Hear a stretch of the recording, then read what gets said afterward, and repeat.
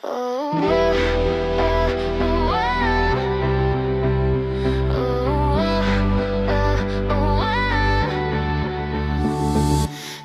man plīs, bet pietiek, es vairs netaisos klusēt.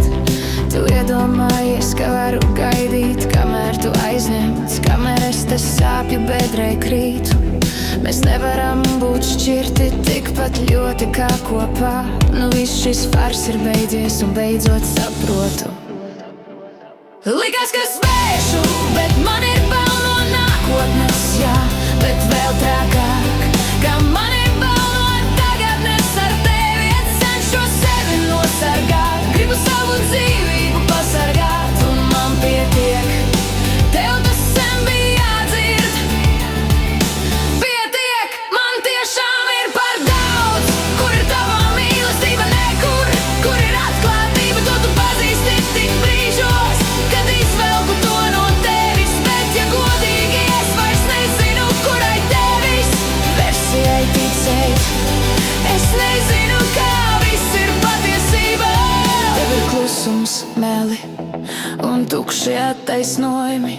Un jā, pats pateici, ka atbrauc tikai pēc kniebina. Jo, ja būtu citādi, es būtu tev vajadzīga arī tad, kad neesmu blakus. Nevis tās idietiskās frāzes, ka esi aizņemts. Tik aizņemts, ka nevari atbildēt uz vienu zvanu, uz vienu SMS, uz vienu nolādētu vārdu. Cik ērti, vai ne? Muļķe es, ka ļāvu tev tā sevi mīcīt. Es skrēju tev pretī un atdūros pret sienu. Tavi klusumi bija skaļi, tie kliedza, cik maz es tev nozīmēju. Un man bija bail, bet tu to ne tikai nejūti, tu pat negribēji zināt. Likās, ka spēšu, bet man ir bail no nākotnes, jā, bet vēl trakāk, ka man ir bail no tagadnes. Ar tevi es cenšos sevi nosargāt, gribu savu dzīvību pasargāt, un man pietiek, tev tas sen bija jādzird.